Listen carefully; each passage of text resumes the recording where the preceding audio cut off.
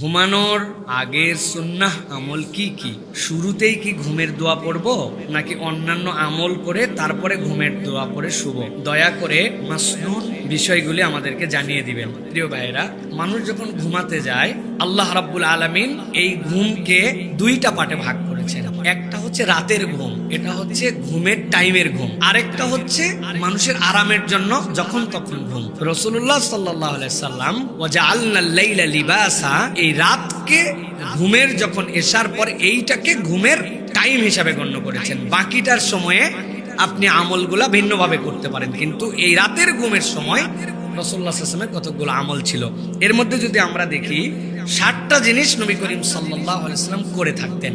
এর 1 নম্বর, পানাহারের পাত্র যদি থাকে সেগুলা ঢেকে দেওয়া, গ্লাসটা ঢেকে দেওয়া, খাবারের উপরে দিয়ে দেওয়া, ঝাঁপি দিয়ে দেওয়া, খাবার ঢেকে রাসূলুল্লাহ সাল্লাল্লাহু আলাইহি ওয়াসাল্লাম শুতে যেতেন। 2 নম্বরে, দরজা বন্ধ করা। দরজা খুলে রাসূলুল্লাহ সাল্লাল্লাহু আলাইহি ওয়াসাল্লামের ঘুমানোর সিস্টেম ছিল না। দরজাটুকু চাপায় দেওয়া, লাগায় দেওয়া, দরজা না থাকলে পর্দাটুকু টেনে দেওয়া, উন্মুক্ত দরজায় শুতেন না। 3 নম্বরে, সন্ধ্যাবেলায় নবীজি বলছেন বাচ্চাদেরকে ঘরের মধ্যে ঢুকায় নাও। এই সময় বিক্ষিপ্ত শয়তান জিনেরা বিভিন্ন জায়গায় দৌড়াদৌড়ি করে, এই জন্য সন্ধ্যাবেলায় বাচ্চাদেরকে ভিতরে নেওয়া এবং দরজাটাকে বিসমিল্লাহ বলে লাগায় দেওয়া। এরপরে প্রয়োজনে খুলবো, কিন্তু সন্ধ্যার থেকেই রাতের আমল শুরু হবে প্রাথমিক, যে আমি দরজা, পর্দা, গ্লাস এইটা বিসমিল্লাহ বলে টেনে দিব। এরপরে নবী করিম সাল্লাল্লাহু আলাইহি ওয়াসাল্লাম একটা নির্দেশনা দিয়েছেন, একাকী ঘরে নির্জনে না শুতে। এমন জায়গা নির্জন, কেউ নাই, এই নির্জন জায়গায় একাকী নবী করিম সাল্লাল্লাহু আলাইহি ওয়াসাল্লাম থাকতে নিষেধ করেছেন। 2 জায়গায় আল্লাহ নবী সাল্লাল্লাহু আলাইহি ওয়াসাল্লাম বলছেন একাকী থাকবে না। একটা হচ্ছে রাত্রে থাকার ক্ষেত্রে, আর 2 নম্বরে সফরের ক্ষেত্রে একাকী বর্জন করা, এটা উত্তম। এখন কেউ নাই সেটা ভিন্ন কথা, কিন্তু কেউ আছে, থাকার সুযোগ আছে, এই জন্য একাকী নির্জনে থাকতে নবী করিম সাল্লাল্লাহু আলাইহি ওয়াসাল্লাম নিষেধ করেছেন। এরপরে বলেছেন ফাঁকা ঘরে, ছাদে তোমরা শুবা না। ফাঁকা ঘর একদম, পাশে কোনো পার্টিশন নাই, উন্মুক্ত খোলা, রাসূলুল্লাহ সাল্লাল্লাহু আলাইহি ওয়াসাল্লাম নিষেধ করেছেন। 7 নম্বরে, বিছানা ঝেড়ে নেওয়া।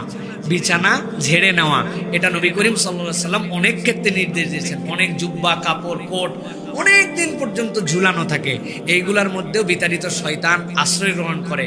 বিসমিল্লাহ বলে এইগুলা ঝেড়ে নেওয়া, তারপরে পড়া, এটা অন্যতম গুরুত্বপূর্ণ একটা দায়িত্ব। তো এইগুলা হচ্ছে ঘুমের প্রিপারেশন আমাদের জন্য।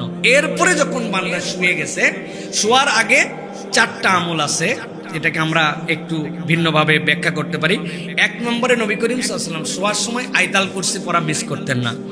2 নম্বরে, নবী করিম সাল্লাল্লাহু আলাইহি ওয়াসাল্লাম সূরা বাকারার শেষ যে 2টা আয়াত, এই 2টা আয়াত ছাড়া আল্লাহ নবী সাল্লাল্লাহু আলাইহি ওয়াসাল্লাম কখনো শুতেন না। এবং নবীজি বলতেন একজন মানুষের জন্য সূরা বাকারার এই শেষ 2 আয়াত তার রাতের জন্য যথেষ্ট হবে। সুবহানাল্লাহ।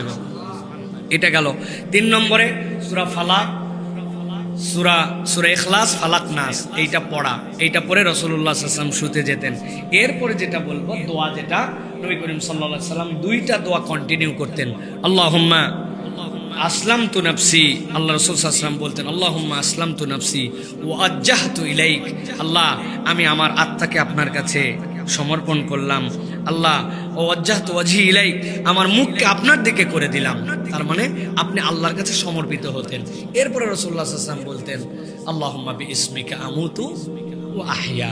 এরপর রাসূলুল্লাহ সাল্লাল্লাহু আলাইহি ওয়াসাল্লাম শুয়ে যেতেন, ডান কাতে শুতেন, গালের নিচে হাত দিয়ে রাখতেন, আপনার যেভাবে হয় এইভাবে রিল্যাক্স করে আপনি শুয়ে গেলেন। সুতরাং এইগুলো হচ্ছে একজন মুসলমানের জন্য ক্রাইটেরিয়া। দেখবেন এইগুলা কোনোটাই আপনাকে বাড়তি হ্যাসেল দিবে না, সবগুলাই জাস্ট একটা তারতিবের মধ্যে রাখা এবং এইটা পড়া। আয়াতুল কুরসিটা খুব গুরুত্বপূর্ণ। সূরা বাকারার শেষ 2 আয়াত, সুবহানাল্লাহ, আপনার ঘুমকে অন্যরকম করে দিবে। আর ইখলাস, ফালাক, নাস ছাড়া কোনো ইমানদার শুতেই যাবে না।